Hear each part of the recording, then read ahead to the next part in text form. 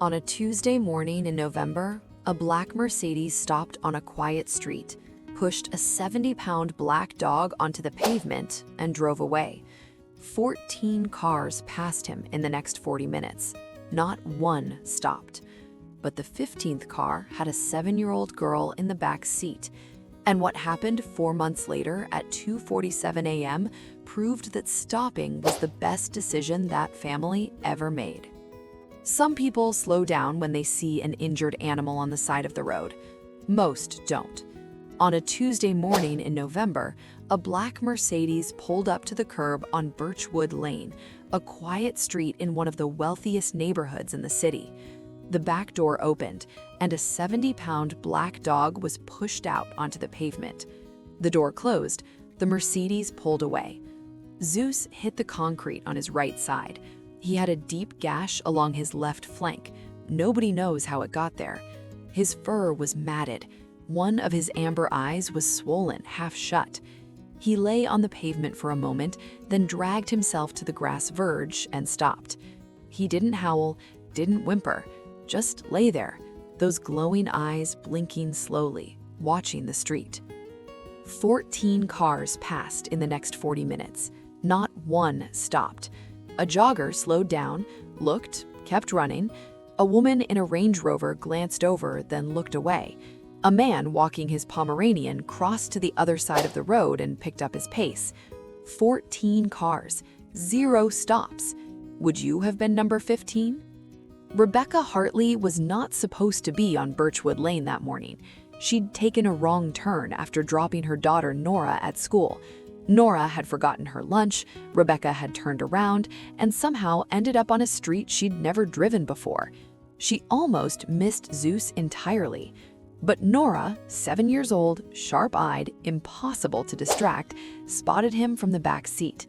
"Mom, stop the car." Rebecca stopped the car. She saw the gash, saw the matted fur, saw the size of him. 70 pounds of black dog with eyes that caught the morning light and burned orange, and felt the very specific fear that comes with being a woman alone on a quiet street with an injured animal that looks like it was designed to frighten people. "Rebecca, stay in the car." Nora did not stay in the car. She was out the door before Rebecca could finish the sentence, walking toward Zeus with the calm certainty of someone who had already decided how this was going to go. Zeus lifted his head, looked at this small person walking toward him without hesitation, and did something that stopped Rebecca cold. He put his head back down, closed his eyes, and exhaled. One long, slow breath, like he had been waiting for exactly this. "He's tired, Mom," Nora said. "He's just really, really tired." Rebecca called the vet, then she called her husband. His response was immediate and entirely predictable. "Rebecca, no." The vet who treated Zeus that afternoon had worked with large breeds for 19 years. She looked at his injuries, ran her hands along his ribs, checked his teeth and his eyes, and then looked at Rebecca with an expression that was equal parts professional and exhausted. "Someone had this dog for a while," she said. "He's well-trained, neutered, microchipped, but the registration was wiped. Whoever dumped him didn't want to be found." She paused. "He's also one of the most gentle dogs I've examined in years, which makes what happened to him considerably worse."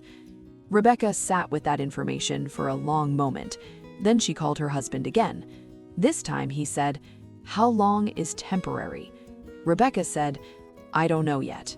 Temporary lasted exactly 4 days. On day 5, Zeus ate breakfast from Nora's hand, walked to the front door, and lay down across the thresholds like he was making an announcement. "This is my house now. We're done discussing it." The neighborhood had opinions, naturally. Mrs. Aldrich from number 42 wrote a letter expressing her deep concerns about a dog of Zeus's profile and appearance on a residential street with children present. She used the word liability 4 times. The school parents were equally enthusiastic.